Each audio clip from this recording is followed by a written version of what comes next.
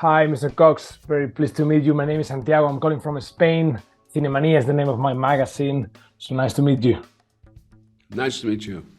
Well, the first thing I wanted to say is Happy Father's Day. I know it's not Father's Day yet in the United States, but it was here yesterday in Spain. All right. So Okay. I didn't realize that. Yeah. happy Not that I would fictional know and about real. that anyway. I've never had anybody wish me Happy Father's Day ever. Not even my own children.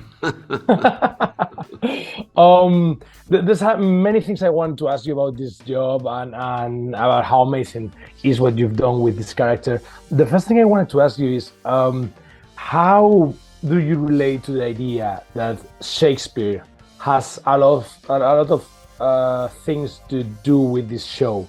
I mean, you have played Shakespeare and you have studied Shakespeare through the years, and critics and the media have compared Succession to the Shakespeare's plays. I don't know if you find that there's a relation, or you just think that Shakespeare is in everything that is done nowadays.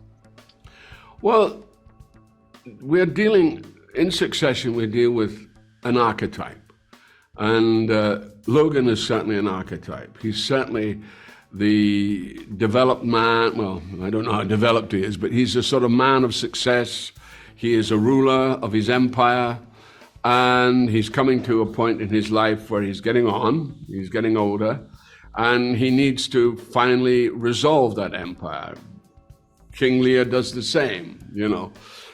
It's a common theme in classical theater work. Ibsen does it too with his late plays. They all touch on where someone who's been highly successful is coming to at the end of their time, you know, the end of their journey.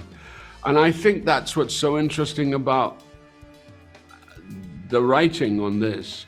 They've come from another point of view, but I don't think they realize how archetypal it has become, the show. But when you deal with a subject like this, you're bound to cross over into Shakespeare land. You're bound to cross over because he is the best writer of all times, and he deals with those subjects brilliantly, you know. Absolutely. I mean, Lear talks about, I've taken too little care of this. He talks about how his whole society is in a terrible state. And he's a king. He's a king of the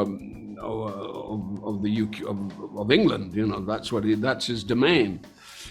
Logan's the same. His domain is Waystar Royco, and that's his domain. That's his kingdom, and he's been very protective of his kingdom. And he's looked for, and this is what everybody forgets. They go, "Oh, what a horrible father! Oh, what a horrible man!" All he is trying to do is find a worthy successor to take on his business among his own children. He's not looked outside his own children. He's avoided that. But he's tried to find these children, and they are found completely wanting. They are not able, they're not fit because of their avarice and because of their sense of entitlement. You know, Logan came from one route to another, but the children have always enjoyed wealth and success.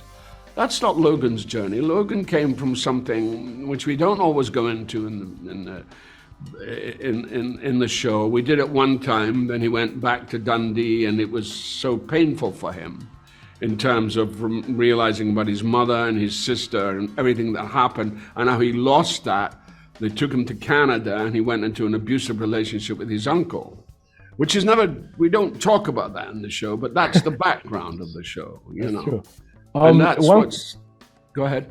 Oh, yes, sorry. Just I wanted to ask you, I always do have all the time in the world. Just one quick question. How were you involved in the decision of ending the show? I mean, I'm not involved at all.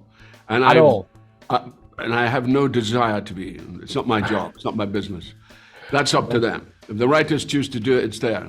And if it's a mistake, it's their mistake. Not my mistake. Do you wish it could end a little bit later? No, I'm glad. I want to get on. I've done 4 seasons. It's enough for me. I'm happy to move on. I don't feel any sort of, oh, this is the end of, I don't give a shit. I'm happy. I'm really upwards and onwards. I mean, I just look upon it. It's been a fantastic job.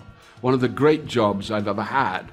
and it's given me an enormous amount. It's given me world fame, which I never had.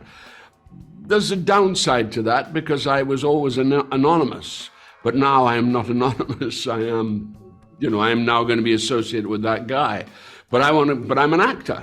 It's only one role that I've played, and hopefully I played it well, but it's not the be all and end all. I'm still busy doing my stuff, plowing my furrow, and that's what I want to get on with. That's great. We don't have time for more. Thank you so much. You're welcome.